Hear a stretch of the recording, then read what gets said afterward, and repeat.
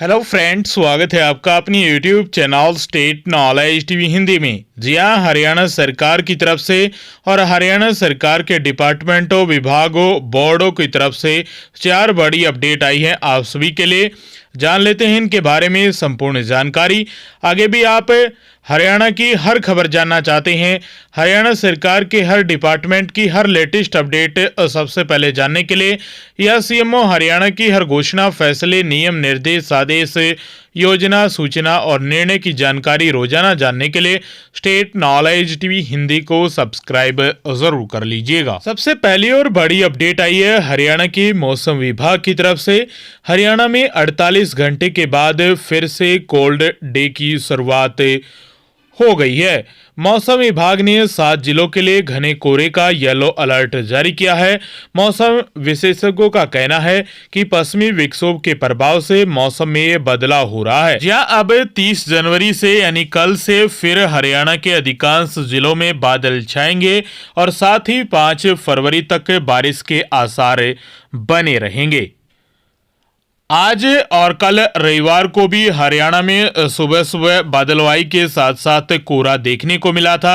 इस कारण से दिन के औसत तापमान में 4.8 डिग्री की गिरावट आई थी।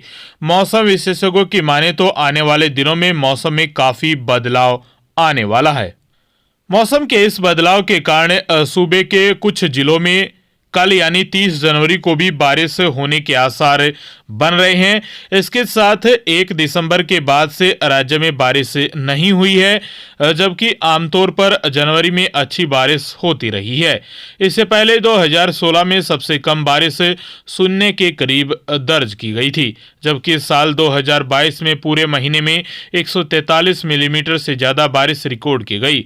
मौसम विशेषज्ञों का कहना है कि 2011 के बाद यह पहली बार है जब जनवरी में बारिश नहीं हुई है। मौसम विशेषज्ञों का कहना है कि पिछले 2 दिनों में धूप निकलने से दिन के समय राहत मिल रही थी। इसके साथ दिन के तापमान में बढ़ोतरी भी देखी गई थी।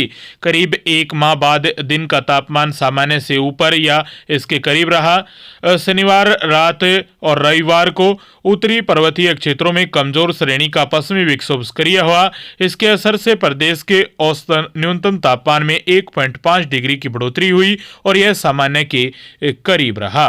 वहीं औसत अधिकतम तापमान 4.8 डिग्री गिर गया। इसके साथ यह सामान्य से 4.2 डिग्री कम रहा। तो कल 30 जनवरी है और 30 जनवरी को कई स्थानों पर बूंदाबांदी हो सकती है, हल्की फुल्की संभावना है मौसम विभाग के अनुसार, और साथ में हल्की और मध्यम गति की हवाएं भी चलने वाली है और बादलवाही भी रहेगी। और जहां पर बूंदाबांदी होने की कम संभावना है वहां पर हल्की फुल्का कोहरा भी छाया रह सकता है मौसम विभाग के अनुसार। सुबह सुबह वो भी थोड़े समय के लिए, और साथ में बादलवाही भी रहेगी। तो ये मौसम अपडेट आई थी, पहली अपडेट आई थी मौसम विभाग की तरफ से आप सभी के लिए। या दूसरी बड़ी अपडेट आई है आप सभी के लिए। आज हरियाणा के मुख्य सचिव संजीव कौशल की तरफ से बैठक हुई है। हरियाणा में ग्रुप डी के खाली पदों का डाटा सरकार जुटाने में लगी है। इसको लेकर मुख्य सचिव संजीव कौशल ने विभिन्न विभागों के अधिकारियों को जिलों में कार्यरत ग्रुप डी के खाली पड़े पदों की जानकारी मांगी है। साथ ही इनकी संख्या को 3 दिन के अंदर पोर्टल पर अपलोड करने के निर्देश दिए हैं। मुख्य सचिव ने यह निर्देश चंडीगढ़ में विभाग के वरिष्ठ अधिकारियों के साथ जो आज मीटिंग हुई है उसके दौरान ये आदेश जारी किए गए हैं। जिलों के अधिकारियों को वीडियो कॉन्फ्रेंस के माध्यम से इस मीटिंग से जुड़े थे। सरकार की ओर से इस मामले में मानव संसाधन विभाग के महानिदेशक को नियुक्ति प्राधिकारी पहले ही मनोनीत किया जा चुका है। तो आज बैठक हुई है। 13,000 में ही शामिल होंगे बोर्ड निगमों के 500 पद। सीएस संजीव कौशल ने बताया कि हरियाणा कर्मचारी चयन आयोग द्वारा ग्रुप डी के 13,000 से अधिक पदों की भर्ती की जाएगी।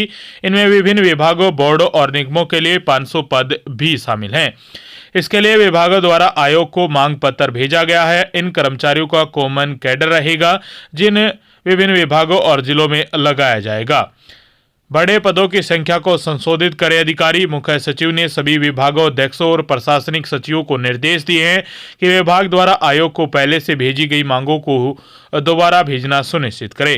विभागों द्वारा मांग पत्र में भेजे गए पदों की संख्या भी पहले जितनी ही होनी चाहिए। अगर पदों की संख्या बड़ी है तो उसे संशोधित कर सकते हैं। एक बार HKRN द्वारा विकसित पोर्टल के माध्यम से पद का नाम और प्रत्येक जिले के पद निर्दिष्ट किए जाएं।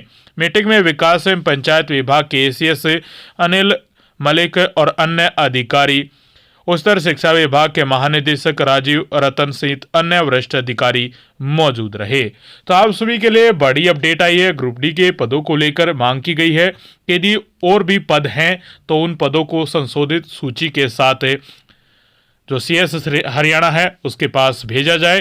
तो ये बड़ी अपडेट आई थी आप सभी के लिए। जल्द से जल्द जो फाइनल रिजल्ट है वो भी घोषित होने वाला है। तीसरी बड़ी अपडेट आई है किसानों के लिए। जी हां, केंद्र सरकार की तरफ से ये अपडेट है। किसानों को प्रधानमंत्री किसान सम्मान निधि योजना के तहत PM किसान सम्मान निधि योजना के तहत अभी साल के 6,000 रुपये मिलते हैं, लेकिन उनके लिए जो इस 6,000 रुपये में है बढ़ोतरी को लेकर अच्छी अपडेट आई है। जी हां, केंद्र में सत्तारूढ़ मोदी सरकार के दूसरे कार्यकाल का आखिरी बजट 1 फरवरी को पेश किया जाएगा। लोकसभा चुनाव होने वाले हैं, इसलिए ये पूर्ण बजट न होकर अंतरिम बजट लेखानुदान होगा। वित्त मंत्री निर्मला सीतारमण कह चुकी है कि लोगों को इस बार बजट में किसी घोषणा की उम्मीद नहीं करनी चाहिए। केंद्र और राज्य सरकार का नियमित बजट जुलाई में आएगा। बड़ी घोषणाओं के लिए तब तक इंतजार करना होगा। हालांकि लोकसभा चुनाव के मद्देनजर केंद्र सरकार किसानों को बड़ी राहत जरूर देने जा रही है। PM किसान सम्मान निधि योजना की राशि 6,000 से बढ़ाकर 9,000 करने के लिए अंतरिम बजट में राशि का प्रावधान किया जा रहा है। सूत्र बताते हैं कि केंद्र सरकार अंतरिम बजट में ईज ऑफ डूइंग बिजनेस, घरेलू नवाचार और निजी निवेश को बढ़ावा देने पर फोकस कर सकती है। केंद्र की तरह मध्य प्रदेश सरकार भी बजट न लाकर लेखानुदान ही पेश करेगी।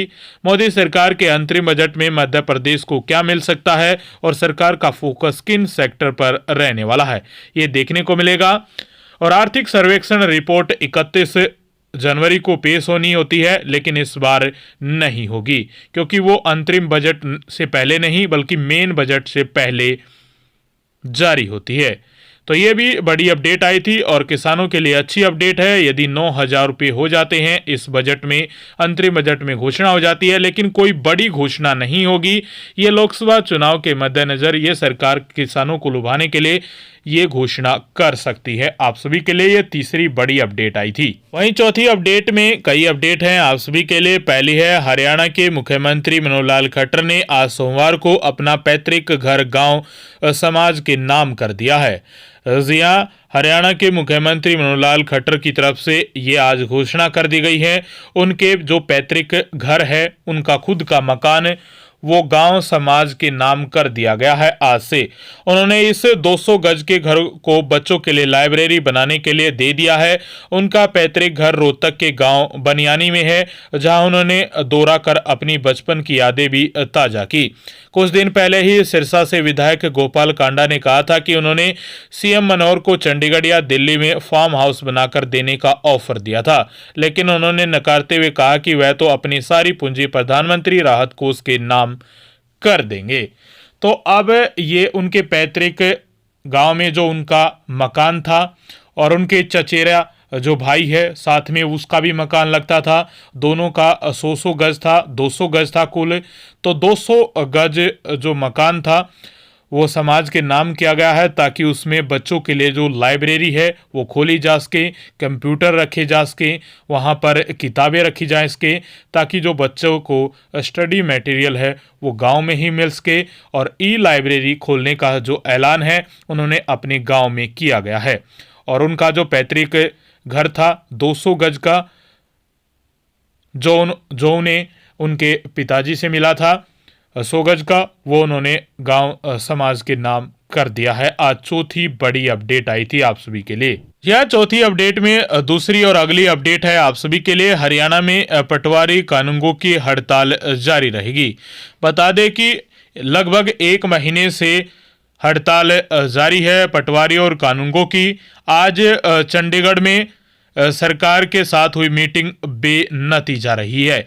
मीटिंग के बाद पटवारी और कानूनगो एसोसिएशन प्रधान जयवीर चहल ने बताया कि वित्त विभाग के एडिशनल चीफ सेक्रेटरी के साथ हमारी मीटिंग हुई है। पहले दौर की मीटिंग में 2 पॉइंट पर चर्चा हुई है। हमने एडिशनल चीफ सेक्रेटरी के समक्ष ग्रेड पे की मांग रखी थी। वार्ता के दौरान जो बातें हुई उससे हम संतुष्ट नहीं हैं। अब हमारी एक और meeting financial commissioner revenue FCR के साथ होगी। वहीं 31 जनवरी तक जारी रखेंगे हड़ताल। एसोसिएशन प्रधान ने बताया कि हम भी अपने पदाधिकारियों के साथ बैठक कर रहे हैं। एफसीआर के साथ मीटिंग होने के बाद हम फिर से अपनी स्थिति क्लियर कर पाएंगे। हमारी 31 तक हड़ताल जारी रहेगी। हमने मीटिंग में आज पे स्केल और एसीपी को लेकर बात रखी थी। कई मुद्दों पर पे स्केल को लेकर वित्त विभाग के एसीएस अनुराग रस्तोगी के साथ विस्तार से चर्चा भी हुई है, लेकिन पूरी सहमति नहीं बन पाई है। तो ये बड़ी अपडेट थी, आप सभी के लिए 4 अपडेट थी। आगे भी आप हरियाणा की हर खबर जानना चाहते हैं तो स्टेट नॉलेज टीवी हिंदी को सब्सक्राइब जरूर कर लीजिएगा। हरियाणा सरकार के हरियाणा के हर डिपार्टमेंट, विभाग, बोर्ड, कॉरपोरेशन की हर खबर सबसे पहले लेटेस्ट अपडेट के साथ जानने के लिए